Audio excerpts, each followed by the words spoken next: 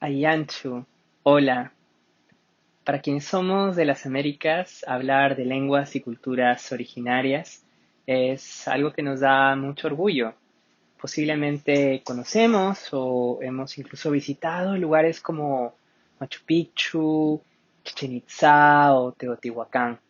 Y definitivamente no dudamos en incorporar estos espacios como parte de nuestra historia. Ahora, un riesgo es precisamente ver estos lugares solamente como algo del pasado.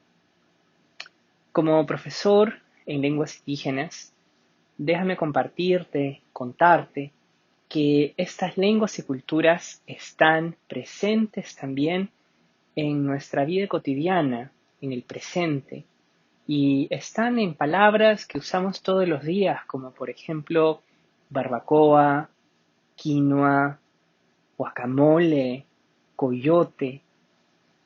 Estas palabras provienen de diferentes lenguas como taíno de la zona del Caribe, quechua de América del Sur o náhuatl de América del Norte. Identificarlas, reconocerlas es muy importante porque ayuda a que no se pierdan, que no se diluyan y que por lo tanto con ella no desaparezca nuestra riqueza cultural. Esto es definitivamente un riesgo. Te cuento, en un artículo del New York Times tuve la oportunidad precisamente de hablar de este tema, de el legado de invisibilización que hay sobre lenguas y culturas y grupos indígenas, lo cual nos perjudica porque lo que hace es encapsula a toda América Latina como si fuera una sola, cuando en realidad es muy diversa y tiene una herencia cultural muy rica.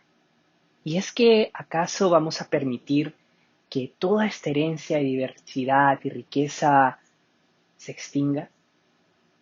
Afortunadamente, muchos jóvenes están muy interesados en reclamar y celebrar esa identidad.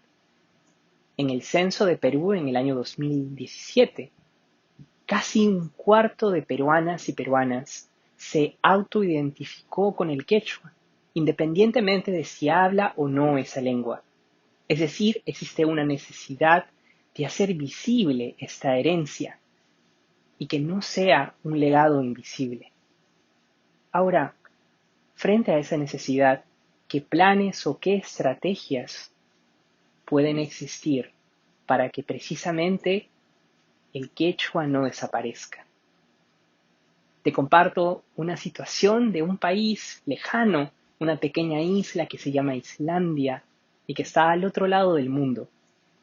Ellos también tuvieron un reto similar. El gobierno vio que su lengua, el islandés, estaba perdiendo hablantes frente al inglés debido a su popularidad y en generaciones de jóvenes principalmente. Entonces vieron que era muy importante trabajar en, primero, mantener el uso de la lengua en espacios públicos como escuelas, hospitales, centros de justicia, pero también asegurar que la lengua tenga iniciativas y se desarrolle en las plataformas tecnológicas y digitales. Trabajaron en ello, identificaron el problema y ¿saben qué? Lo están logrando. El islandés tiene 300.000 hablantes. Y volviendo al quechua, el quechua en Perú es hablado por 1 de cada 10 personas, es decir, casi 4 millones de personas en Perú. Pero en toda América del Sur, el quechua es hablado por casi 10 millones de personas. Es decir, lenguas indígenas, lenguas muertas. Podemos ver que ese definitivamente no es el caso. Y cada lengua, independientemente del número de hablantes, tiene un valor que es importante reconocer porque nos aporta precisamente a esa diversidad cultural que nos hace únicos. Sin embargo, también UNESCO nos recuerda que el quechua, incluso con sus millones de hablantes y definitivamente otras lenguas indígenas, están en peligro de extinción. En este contexto de la pandemia, muchas cosas han cambiado, incluso también el activismo digital para estas lenguas como el quechua.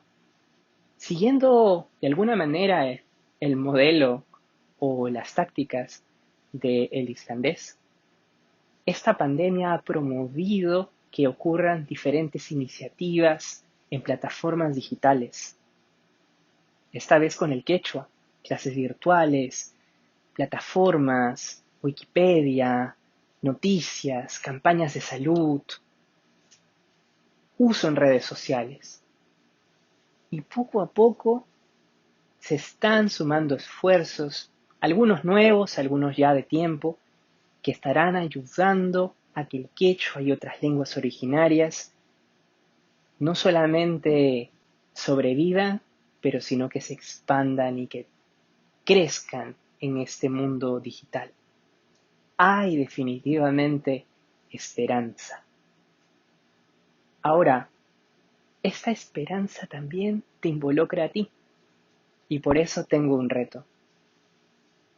Cuando vemos a las lenguas originarias, ya mencionamos que se ven como parte de nuestra herencia cultural, de nuestra nación, de nuestra cultura, pero podemos dar un paso adicional, porque precisamente el reconocer estas lenguas y culturas nos ayuda a nosotros a ser sujetos más interculturales. Es que lo intercultural es muy importante y a veces se deja de lado. Generalmente siempre en nuestra formación profesional se habla del ser globales, en nuestra educación, en ser partes de una aldea global, en estar conectados con lo que pasa con el resto del planeta, y eso está muy bien. ¿Y qué pasa con lo local? ¿Qué pasa con lo regional? El ser más intercultural nos va a permitir efectivamente identificar todas estas diversidades y culturas que están a nuestro alrededor. Yo te invito entonces a que identifiques en tu región, en tu país, en tu localidad, todas las diferentes culturas que están ahí, que están presentes. Eso nos va a ayudar a ser mejores ciudadanos, pero sobre todo también nos permite a identificar estas lenguas y sobre todo a sus hablantes, quienes son ciudadanos, ciudadanas, que sabemos por un legado de discriminación, no tienen muchos acceso a servicios universales como educación, salud y justicia. Podemos trabajar en el reconocimiento de las lenguas y también eso nos va a permitir trabajar en el reconocimiento de una sociedad más justa.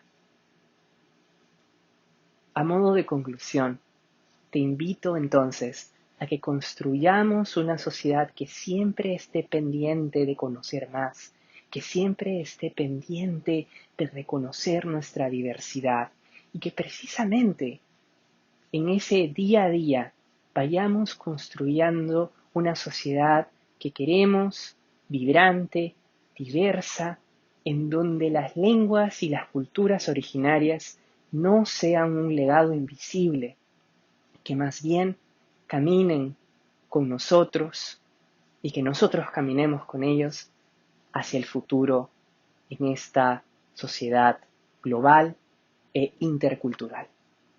Juntos podemos hacerlo. Añay, gracias.